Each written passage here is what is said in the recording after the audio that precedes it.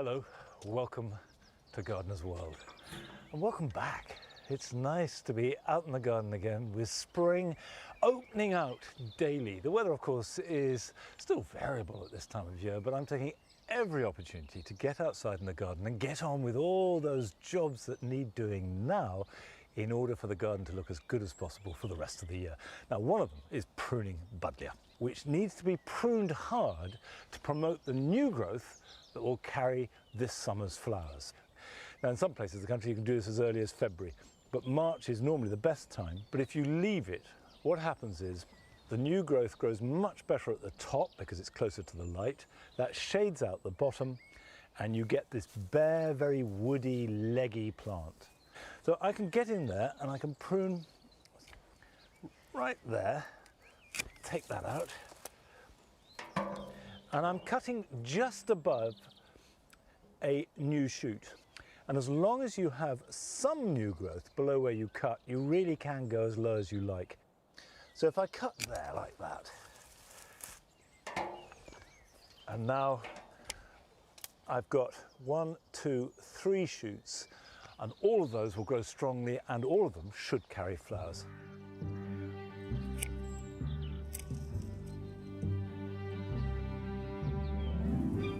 On today's programme, we join Sue Kent on her allotment. She plans a radical redesign of her plot.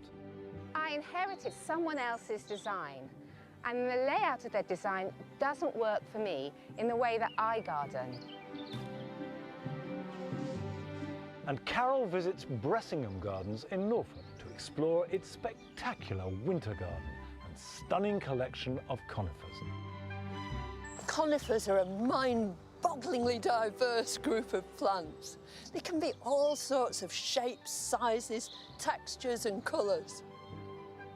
And I'm replanting a rose that was growing initially here in the Jewel Garden, but I'm moving it to the cottage garden.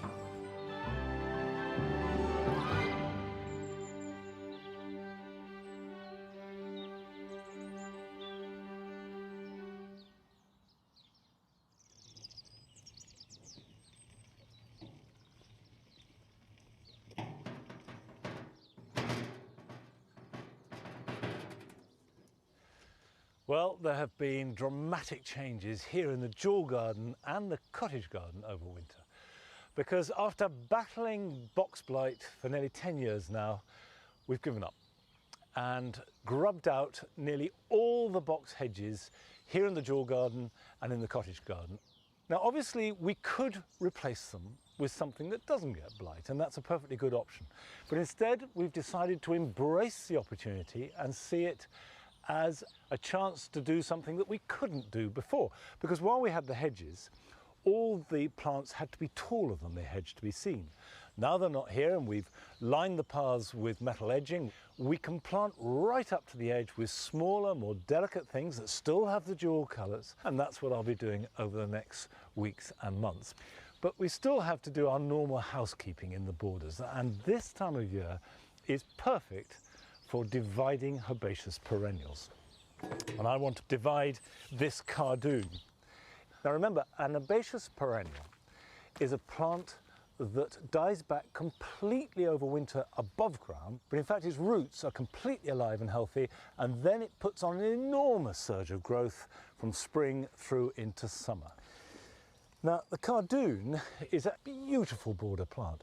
These lovely glaucous grey leaves that will grow about 5–6 feet tall, and then they throw up these giant flowering spikes like a huge artichoke. But this is the moment to divide it.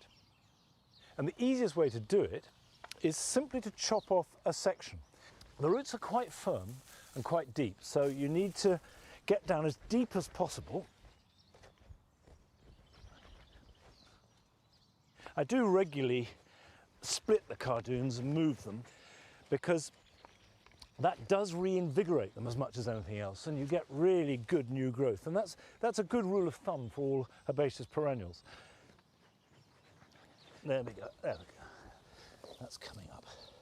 So you can see what I have here is a generous clump.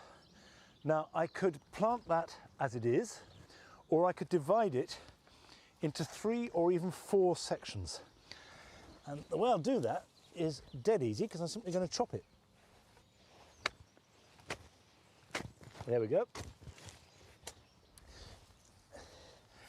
Now you can see that it's got a really woody root, and it's very likely to die back somewhat and to grow slowly in the first year. So don't have any great hopes of it surging away. Give it a year or so to get going. In fact, what I'm going to do is pop these into pots, because I'm not quite certain exactly where they want to go. So that can go in a pot just for a day or two while I work out where it's going to go.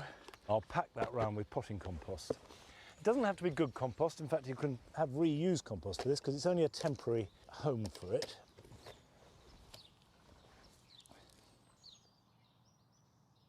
And some plants take to division like a duck to water, and they hardly notice it. And what you will see is after a week or two, they will all grow with absolutely visible renewed energy. And of course, you are creating plants for free. There we go. Now I will give these a really good soak and then start placing them where I think I want them to grow. One of the things that has been apparent over the last 12 months is the way that people have turned to their gardens, often returned to their gardens or discovered them for the first time. And this year, we want to celebrate the many ways that people have maximised their spaces. And we're starting off with a visit to Leeds and the garden of James Lester, who has created something really special from very unlikely beginnings.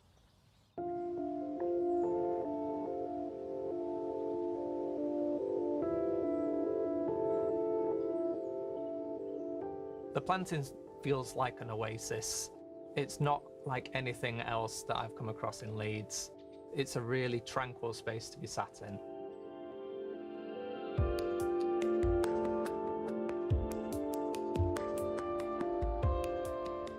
We rented the place for 9 years. We bought the house off our landlord, and obviously I'd had 9 years to think about what I wanted to do. The back garden is 15 by 16 feet. It has a staircase that comes through the middle of it and takes up a lot of that space. It's northeast facing, so it gets a little bit of sun in the morning. Because it's at the bottom of 3 stories, it's shady for the rest of the day, and throughout the winter it barely gets any sun at all. When we put the fences in, we drilled them in and realised just how thick the concrete was. So we got the pots. They were a job lot on the internet. And then all of a sudden, 200-ish pots arrived and the world was our oyster.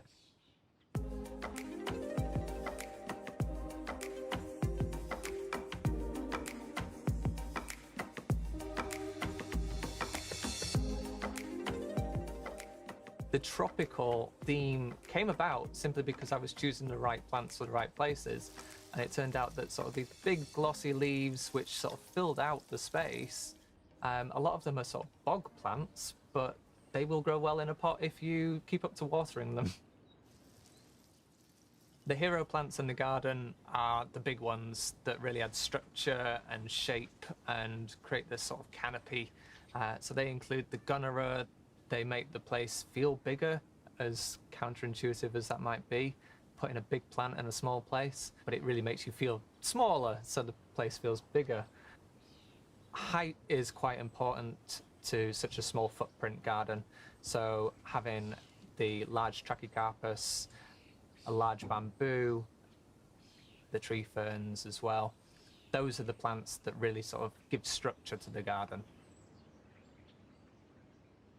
Having a canopy of leaves encloses the space, and in such a public area, surrounded by all these houses, it really sort of creates this sort of solitude, and it even helps block out a lot of the noise from all the neighbours. It just sort of, it feels like a cocoon of greenery.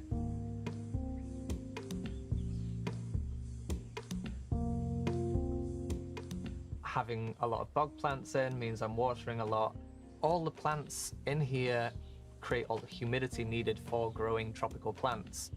But the fence, because it's slatted, sort of helps let the wind through, but I also like to play with the light. Because the light comes in at such a harsh angle, the slatted fences create all this sort of dynamic layering throughout the garden, and it makes it feel bigger than it is. The leaves create all sorts of shadows, and they sort of diffuse the light as they come through because they're so big, and it just sort of filters the light through really nicely. It's a really nice place to sit.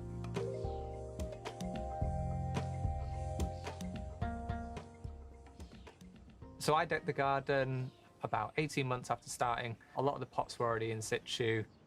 In the biggest pot in the corner, there's Acer Bloodgood. There are hellebores and hostas and a number of ferns.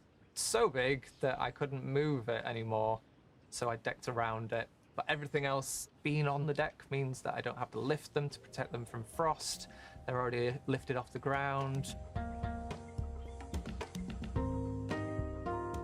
On the left-hand side here was an unusable space. It was full of junk, and it's about 6 feet deep in deepest shade. So what I've done to solve that problem and keep the space usable is fix pallets at different heights with plenty of space underneath to store spring bulbs and all my tools.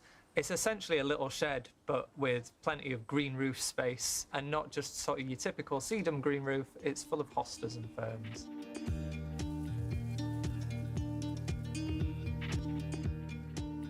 The garden definitely stands out from everyone else's garden.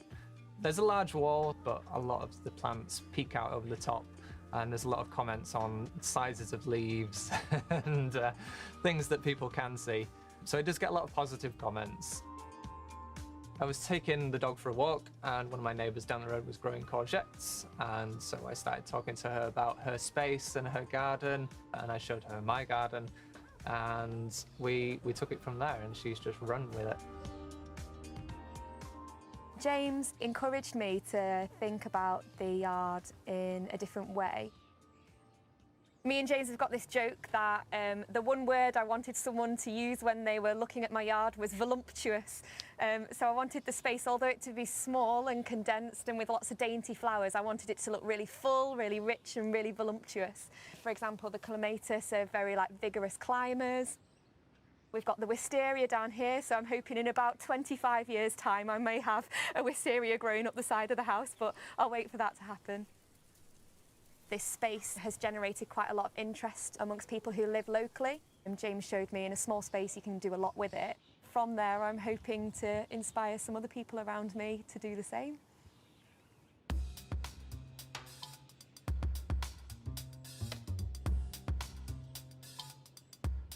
It's so incredible thinking back when those pots were delivered, and it was just concrete and a few plastic pots, and the difference of what's been achieved. I'm really happy with how it's come to fruition.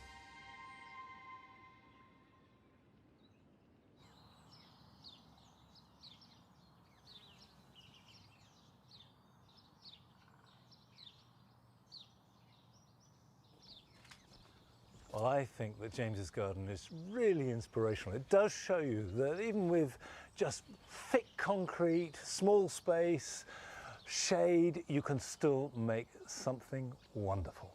Now here on this table, every spring I have a display of very small plants, but they have big colour. So you have the iris, these lovely muscari. You've got the scillas, and of course daffodils, and I choose dwarf ones like tete-a-tete. And they all just sing out for spring. Now I planted all these as bulbs last September and October, and in fact some of them carry on year after year. But if you haven't done that, you can still get these little gems from garden centres, nurseries, or if you go online, you can buy them now and they will brighten up your garden for a few weeks to come. Last year, we asked if you would send us films of your experience in your gardens, and we were overwhelmed by both the quantity and the quality of the response. You made us laugh, you made us cry, you inspired us, you informed us, you surprised us. So we'd love to continue that. If you've got a garden that you love or an idea that you think you'd like to share, or even just a favourite plant, make a film and send it in to us. And if you go to our website, you'll get all the instructions of what to do and a little bit of advice on how to do it. And our first film comes from a mother and daughter gardening combination from Chelmsford.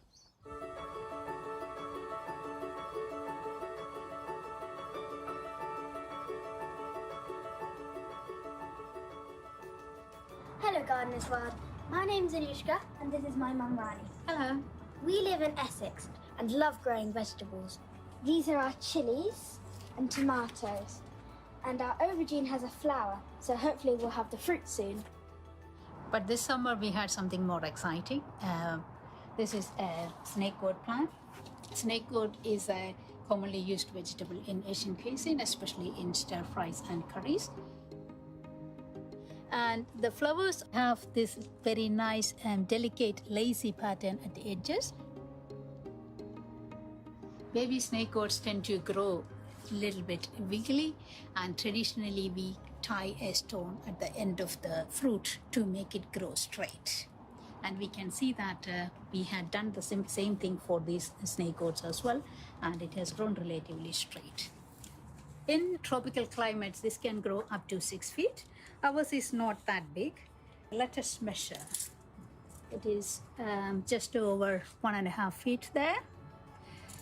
We are really inspired by this resilience of this plant, which has grown here and produced fruit outside the greenhouse. And I'll be trying to collect seeds from this and grow next year as well.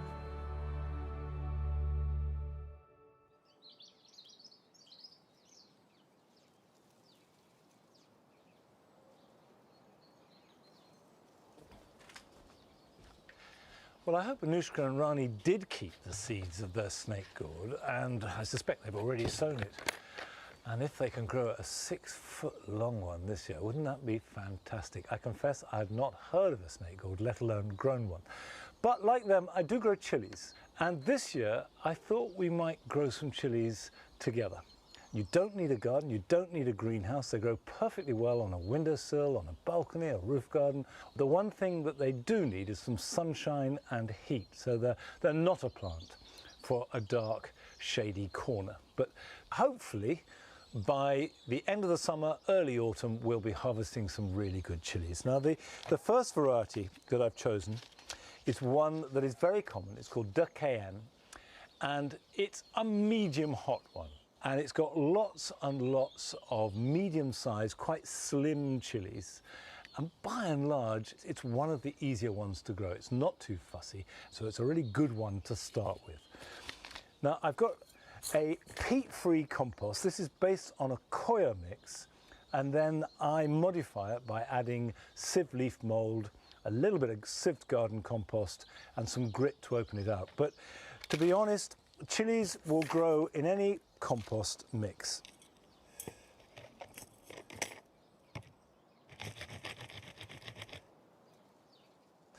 Now, as far as you can, put the seeds evenly, because one of the secrets of successful seed growing is to have the seedlings growing strongly from the very beginning.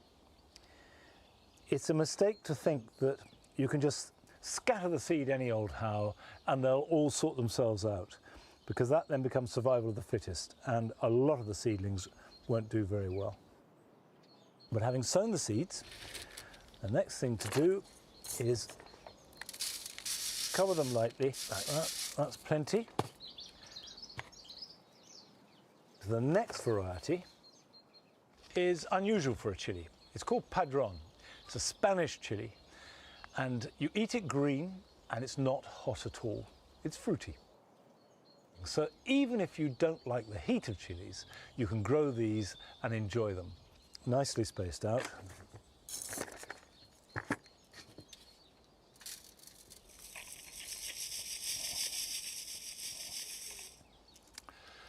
At this stage, it is really important when you've watered them to give them some heat. If you don't have a greenhouse or a heated mat, they will grow perfectly well on a windowsill above a radiator. But they won't germinate if the heat drops much below 20 degrees. And then be patient, and in a few weeks' time, when the seedlings start to appear, I will share with you what to do next on this journey towards a lovely chilli harvest later on in summer. Now, last summer we met Sue Kent in her garden in Swansea, and this year we're joining her on her allotment as she tackles it to get ready for the new growing season. A few miles from my house I have an allotment plot. I haven't really done much with it because I find it overwhelming. But last autumn I decided to get stuck in and make it work for me. And this is my plot, so I've got some artichokes here. I love artichokes. I've got pumpkins over there. I inherited someone else's design, and the layout of their design doesn't work for me in the way that I garden. I'm determined to transform this plot so it suits my needs. But as a beginner, I could do with some advice. So I've invited Joe to give me a hand. He's an allotment guru and very handy with a spade. Thanks for coming to my allotment. Well, it's a beautiful site here. It's gorgeous. Yeah, fab. How's this working for you, this plot? It's not really working. The paths around me are uneven, which makes it difficult to balance when I tend to work and weed with 1 foot. Another thing is they're quite wide. I can only reach that far. Yeah. And otherwise I end up walking on the beds. I do most of my gardening using my feet, so I need to redesign the beds so that they are narrow enough for me to reach across.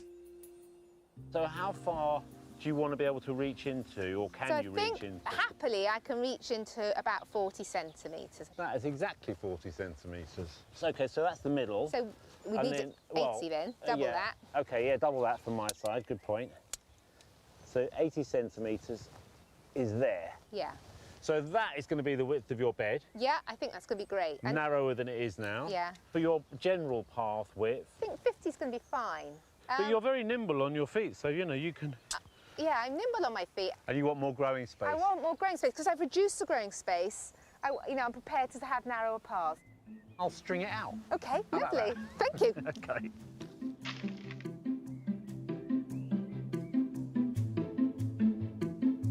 A 50 centimetre path is going to be wide enough for Sue, but it's worth considering making walkways wider if you want access for a wheelbarrow or a wheelchair.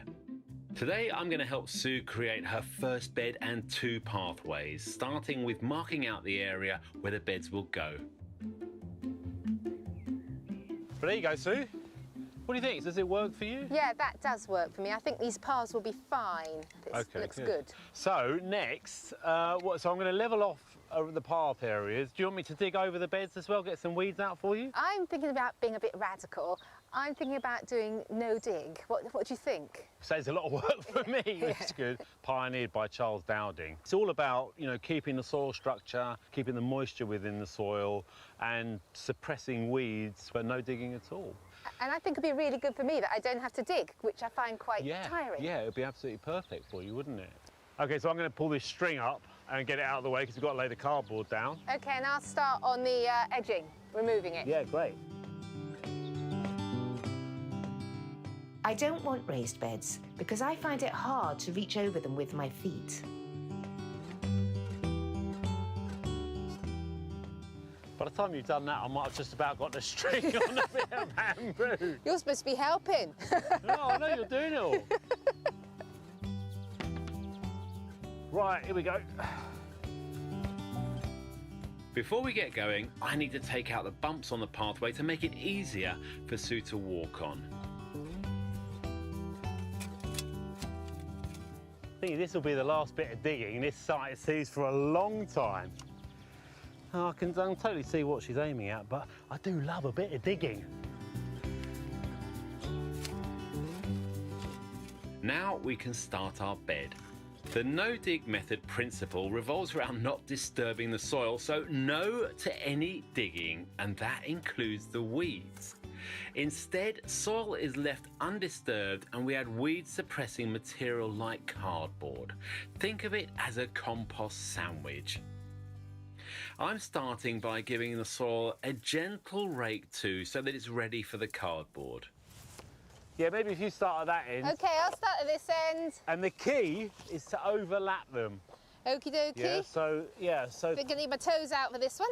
a bit of overlapping action going on there, rather than butting them up. If they butt up, the weeds can just grow through like that. Okay. Now these layers will starve the weeds of light, and as they die, they will enrich the soil. We're placing the cardboard right across the path and the bed. So it's really important to water the cardboard before you start putting the mulch on top. Right, why is that then? Because it starts the biodegrading quicker. Okay, yeah, right, okay. This is your finest watering can, isn't it? No, this is my finest one. It's lovely. You've been saving it for me. It's going to be the proof of the pudding, as they say. It's going to be a meeting, isn't it? Very definitely. And I'll go and get some of this this lovely compost. And you can sort of tip it in and I'll move it along if necessary, or... Yeah, yeah. Oh, this is exciting. Where do you want it? Well, start here. Right, yeah, in between that's my the line. shoes. Oh, it feels lovely. For the final layer, you put organic matter on top of the cardboard. We're using a peat-free potting compost. And you want it nice and deep. I mean, sort of minimum of 4 inches, really. Right, okay. You know, 10 centimetres. Now, you could use homemade or green manure compost or well-rotted manure. Leave the beds for a few months so the weeds die off. The cardboard breaks down and the weather and soil organisms work their magic. Tread it down. Firm but not compact, please. Okie dokie, I'm on it.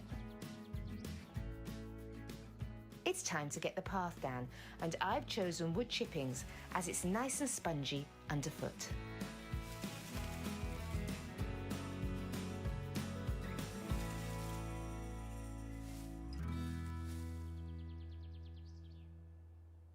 Thanks for the help. I couldn't have done it without you, definitely. Pleasure. I really enjoyed doing it, I have to say. But one last thing. Now, you see, you can't turn up to an allotment without a gift. This is some rhubarb. Oh. Every allotment's got to have some rhubarb. Thank you. So I'll leave you with that. Rhubarb. Well, I'm going to be watching, see how you're getting on. Yeah, all the pressure's on then. The pressure is definitely on. Oh, no.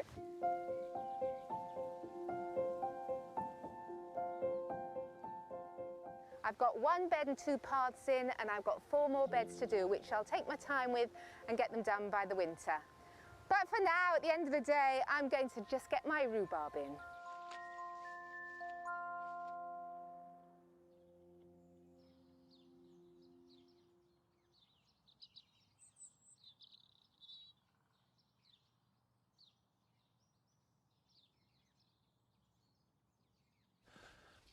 Come on now. In you come. In you go. Can I have it? Thank you. Good girl. We'll be joining Sue later on in the summer to follow her progress on her allotment. Now let me introduce you to the latest addition to Longmeadow. This is the culmination of a lifetime's gardening dream. And it's a small section of a large commercial greenhouse that got badly damaged in a storm. Now, it's proved a brilliant place to store tender plants like the citrus and the olives and the gingers, but also to grow winter salad crops. And this bed is filled with parsley and rocket. We love parsley and eat it all the time. But the thing I really want you to notice is how widely spaced the individual plants are. This was a batch sown in August, and these have been picked over 2 or 3 times this winter, and yet they're still giving lots of leaves. And that is the secret of parsley. It wants to be a big plant. It's a member of the carrot family. It's got a deep taproot and will produce lots and lots of leaves if you just give it a chance. Now, still to come on today's programme. Carol celebrates winter colour at Bressingham Gardens in Norfolk. and we visit Clumber Park in Nottinghamshire as we get a grand tour of their incredible national collection of rhubarb. To most people, a rhubarb's a rhubarb, isn't it, really? But within 130 varieties, there are loads of different profiles and characteristics. But first, we have one of your films, sent to us from an allotment where dahlias take centre stage. Hi, I'm Nicole and welcome to my allotment here in Peterborough. My plot is only 63 square metres, but I've absolutely rammed in as much as I can, and I'm totally obsessed with dahlias, in case you hadn't noticed. I've got 43 different plants here and around 20 different varieties. I absolutely love them, and it's the main reason I have the plot.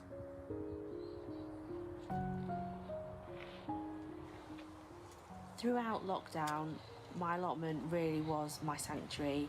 I would head down there every evening after I'd finished a day working from home, pick the dahlias and just spend a bit of time outside.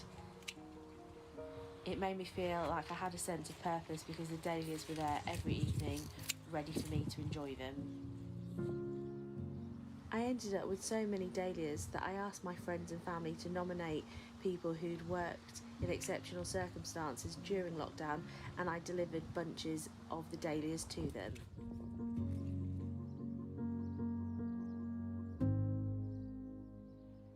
So many of them had never even seen a dahlia before, so it made me even happier to share them with them. For some reason, dahlias fell out of fashion a few years ago, and I have no idea why. From one tuber, you can get an abundance of flowers that will last you all summer, all the way through to the frosts, and they're great cut flowers. I mean, look at them. Why wouldn't you want these?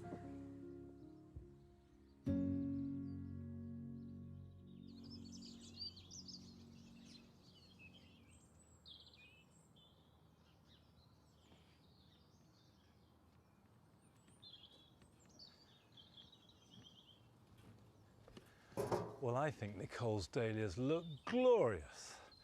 And I do remember in the 80s and 90s that they weren't just out of fashion, they were somehow seen as the mark of someone who didn't have good gardening taste. So it was rather a snobbish approach to them, which is just ridiculous because dahlias are fantastic.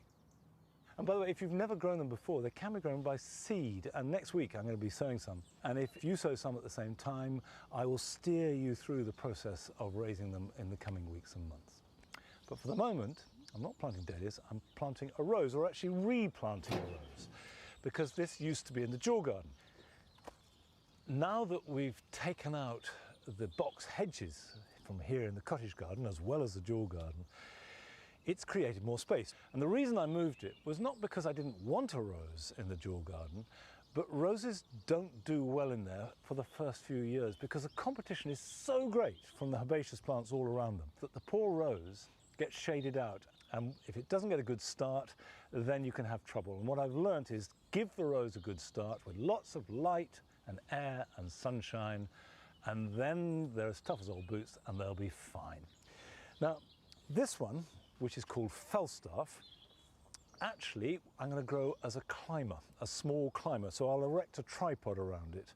But when you move a rose, don't expect heroics. It won't do much for a year or even two because it's a dramatic thing to move a plant.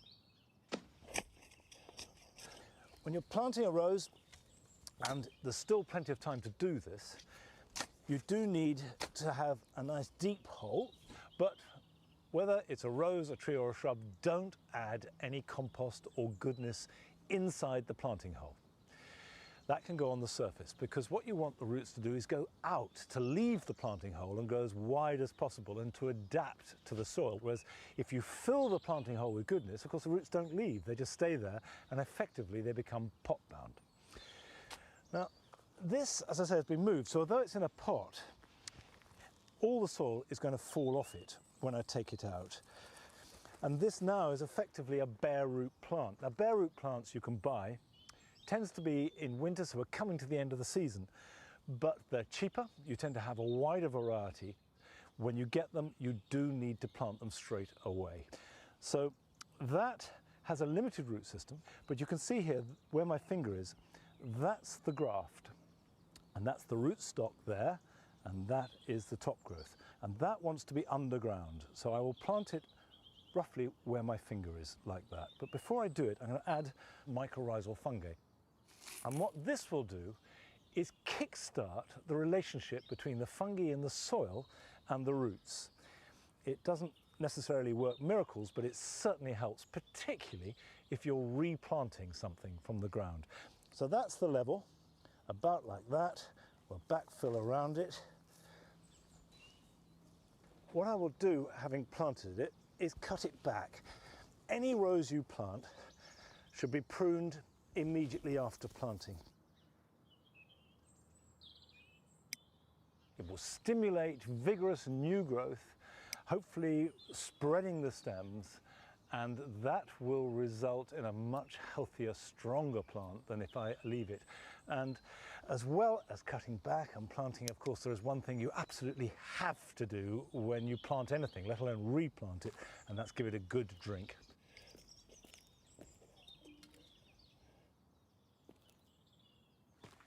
And if it's very dry, particularly when we get to May or June and there's early growth, you may need to water it again. Just don't let it dry out for the first year. Now, in high summer, the cottage garden is voluptuous with colour. It froths with pinks and reds and is a complete rich joy. However, by midwinter, there is very little colour to see anywhere in Longmeadow. We have lots of structure, but colour there ain't. However, we've now got another chance to see and get some inspiration from Carol's visit to the Winter Garden in Bressingham, Norfolk.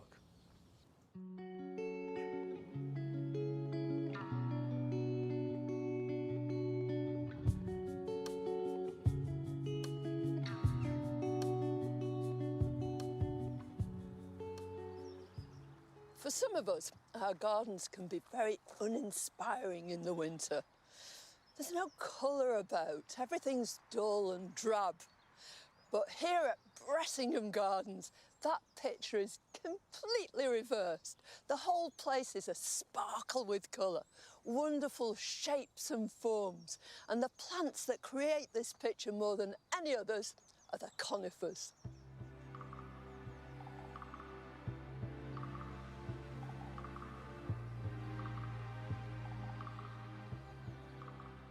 Conifers are a mind-bogglingly diverse group of plants.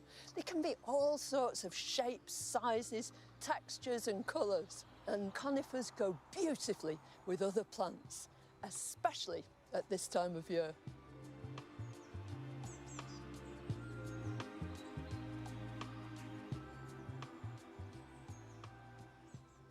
What a symphony in gold and purple, full of intense, rich colour. This witch hazel, the Hamamelis, is lit in the winter with these golden, spidery flowers. And how beautifully that colour's taken up here by this conifer. This is a golden form of the incense cedar. It's got these beautifully flattened fronds. And that's emphasised by nipping back growing shoots to keep it nice and dense. And that's not the only bit that's pruned either. Look at the trunk. All this bark is exposed because all the twigs and branches have very deliberately been taken away. But what makes it work so beautifully is what accompanies it on the ground. There are these great sweeping lines of Acorus, and through it a little black Ophiopogon.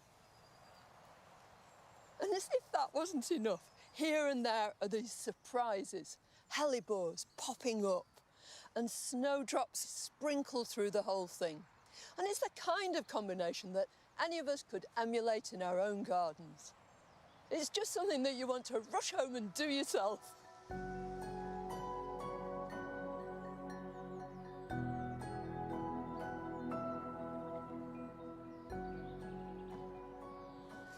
One of the delights of this garden is coming across these absolutely brilliant specimens. hugely special conifers here and there. This is a Japanese black pine. At this time of year, it's got an extra special feature, and that is these new emerging buds, which are just like silver candles. And they pick up the white bark of the betula in the background. All the way through this bed, there's a very distinctive colour theme, but it's not kaleidoscopic, it's limited. So you've got the green of the conifer and the ivy at its feet. And then you've got these red stems of the Cornus albosibiricus. And that's reflected at ground level by these big solid leaves of the begonia. All you need is a few simple elements, but think most of all about what conifer is going to be your centrepiece.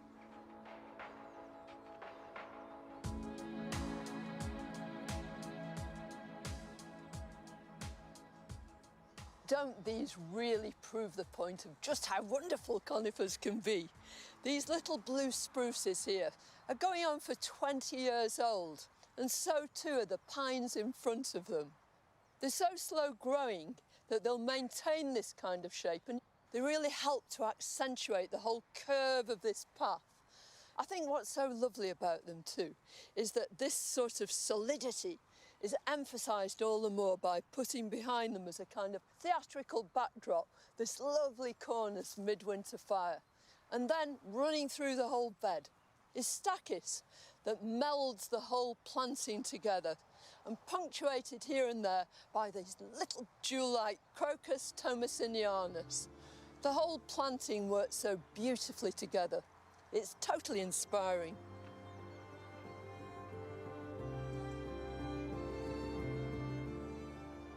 Conifers are such wonderfully versatile plants. You can use them as single specimens or put them together in a conifer garden. But I think the very best way of using them of all is to put them together with other plants, thus creating a gallery of form, texture, colour.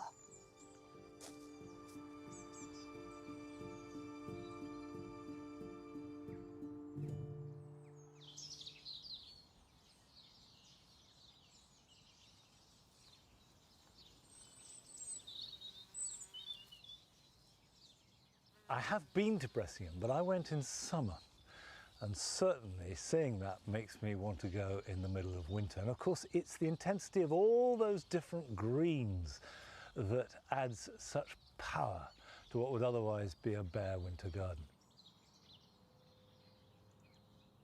It's time now to visit the last of your gardens today, and it's taking us up to the north of Scotland, where we share the joys and tribulations of potato planting.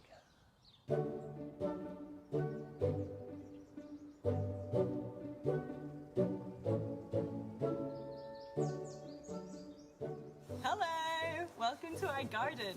My name's Hattie. I'm Ben. And we live in the northeast of Scotland in Aberdeen. And we'd love to plant some tatties with you. So we've got our cardboard box, and to make sure that we have good enough drainage for our potatoes, we're just going to pierce the bottom of it with a fork. So, one here.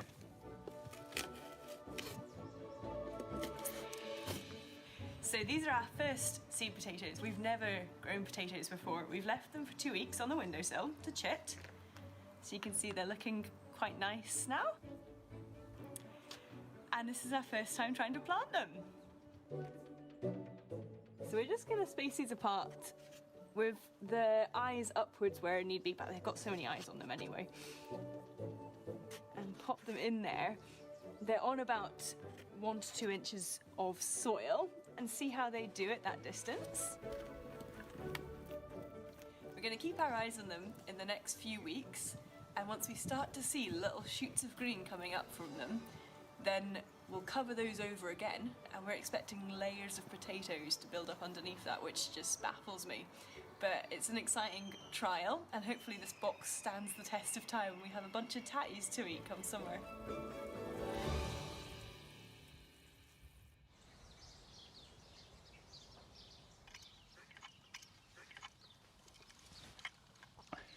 Well, Hattie and Ben sent us some pictures, and they evidently did get a good crop of tatties from their cardboard box. You can grow potatoes in any kind of container. I would just say that if you're thinking of growing them in a cardboard box like Hattie and Ben, just bear in mind that a cardboard box full of wet soil for up to 5 or 6 months is going to become very soggy and possibly fall apart. So at very least, if you want to move it around, put it on a pallet and choose the thickest, strongest box you possibly can find. And probably better for first earlies, which are quicker than a main crop. But apart from that, it shows that you don't need a fancy pot to grow things. Anything will do. And I haven't managed to sow any seeds outside yet because we've had a very cold late winter, early spring here at Longmeadow, but the sun is now shining and I'm taking the opportunity to sow and plant some broad beans. Broad beans are amongst the very few seeds that will germinate when the soil is quite cold. So you can sow them as soon as you can work the soil, and this now is dry enough. This has been mulched heavily. I've got a variety called Crimson Flowered, and they've got lovely sort of cherry pink flowers, and then they have the green pods.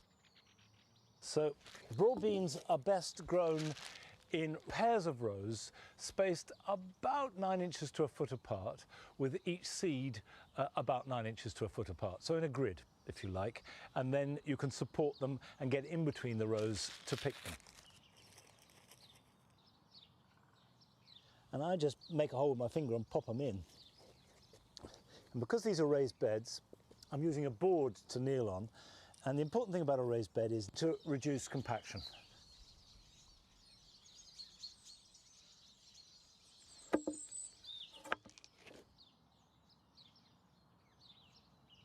So that's very simple. And I will just gently tickle that over with a rake to cover it. And then I can leave them to get on with it. Now, as well as sowing some broad beans by seed, which should give me a harvest towards the middle or end of June, I've got some to plant out. These are some that I sowed earlier. In fact, on December the 20th, to be precise. The whole point of these is that these will give me a harvest round about the end of May, about 3 weeks earlier than the others. And that is a huge advantage with broad beans because broad beans are so much nicer when they're picked young.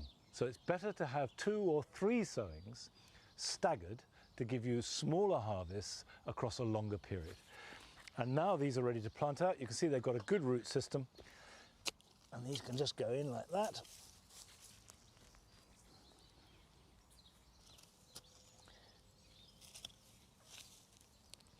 Firm it in really well. This is a variety called Acqua Dolce. And Acqua Dolce are by far the best variety of broad bean for a very early sowing. And by very early, I mean in autumn or winter. They are hardier and they grow better under low light and cold conditions.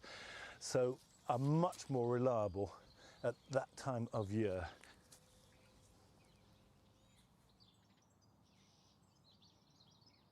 Now, we paid a visit to Clumber Park in Worksop in Nottinghamshire, where the senior gardener, Shirley Roberts, showed us their national collection of rhubarb.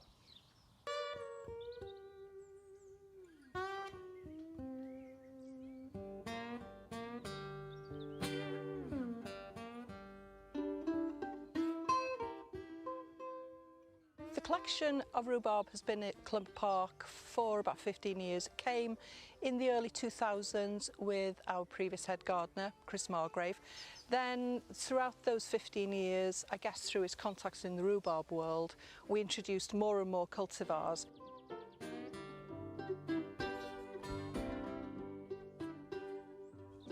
And we've got over 130 different varieties of rhubarb in our collection.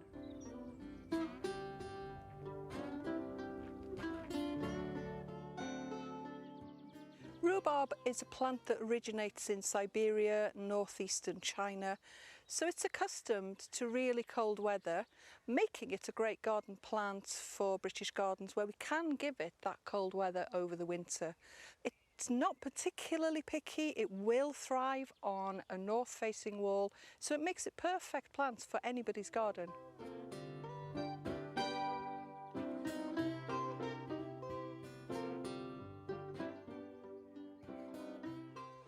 So to most people, a rhubarb's a rhubarb, isn't it, really? But within those 130 varieties, there are loads of different profiles and characteristics. So profiles of taste. So there are some that have been bred to be really, really sweet. And then at the other end of the spectrum, you've got others that are a lot more sharp.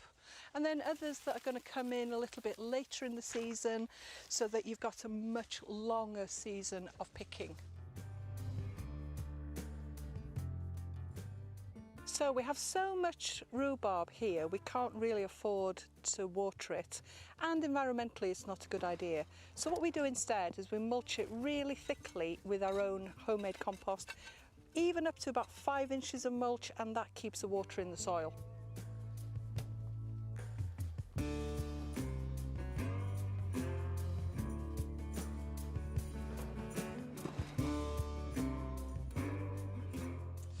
This variety, good old Timperley Early, brilliant reputation, deservedly so. Lovely long stems, gorgeous pink colour, fantastic flavour.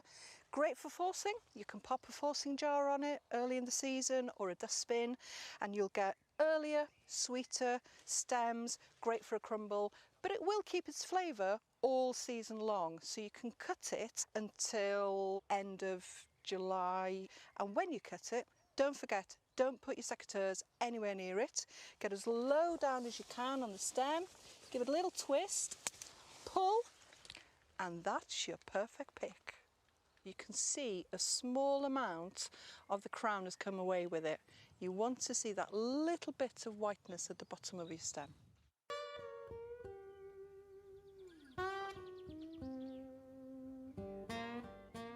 A question I'm asked often in the garden by people is why their crowns have stopped producing.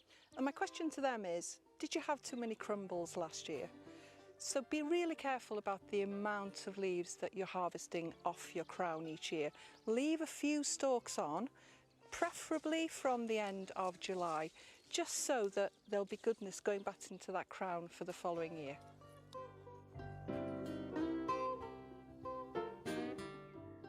This one is Fulton Strawberry Surprise, my all-time favourite rhubarb variety.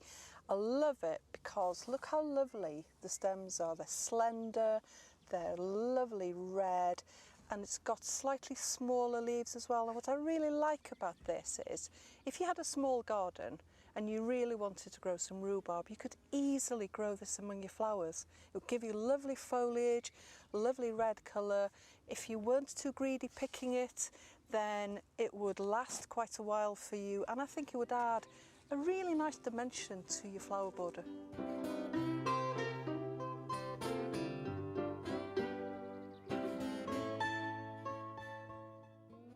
The important thing to bear in mind about rhubarb is that not all of it is edible. So the stalks, obviously delicious, but the leaves are poisonous. If your rhubarb starts flowering, that's not great because it'll make the flavour a little bit bitter. So as soon as you see a flower appear, snip them off, job done.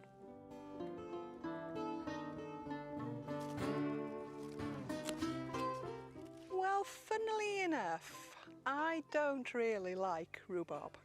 I don't like the taste of it. I love growing it and I love curating the collection.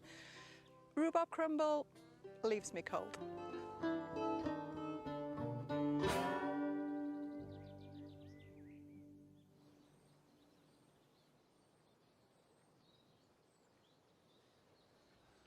Well, I admire Shirley's growing ability of rhubarb, but what a pity she doesn't like it. Rhubarb is a glory at this time of year. Stewed rhubarb, rhubarb crumble, rhubarb fool. Now that's food for kings and queens.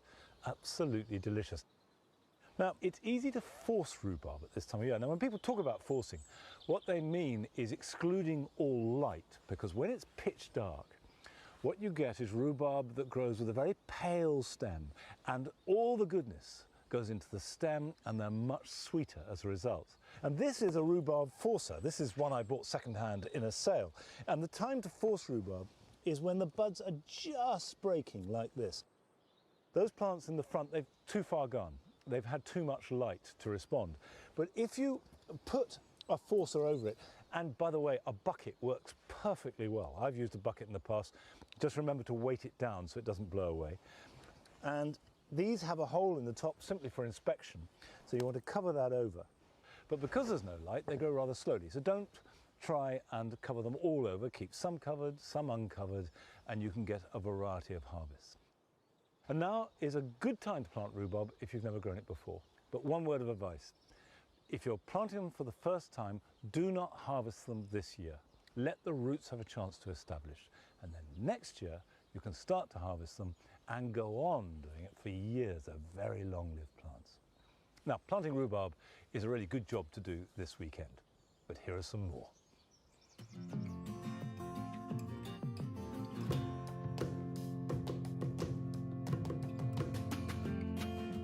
It's time to cut back deciduous grasses such as Miscanthus. Remove all last year's growth, cutting right back to the ground. This can then be shredded and added to the compost heap. And with light and air, the new green shoots will quickly develop.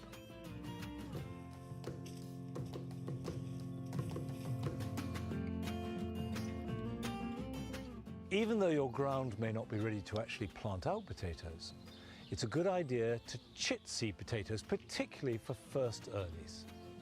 Put them in a seed tray or an egg box, somewhere light and frost-free, and they will develop short, stubby shoots.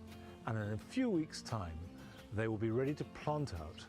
And because the shoots have developed when they're underground, they will grow extra well and quickly.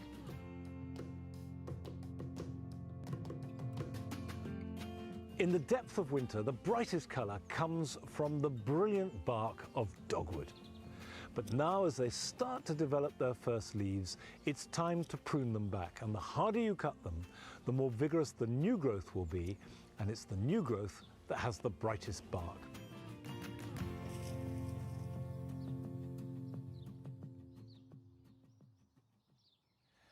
The banks of the mound are now filled with colour. The crocuses will soon be over, but the daffodils will grow, and this will be a sheet of yellow in a week or two. And then when they die back, the wildflower seed that we sowed last year will start to flower from May through to July, and then we cut the grass and the cycle continues again.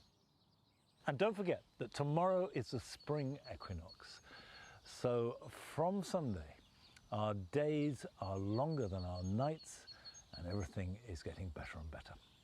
But that's it for today. I'll be back here at Longmeadow next Friday at 9 o'clock. So until then, bye-bye.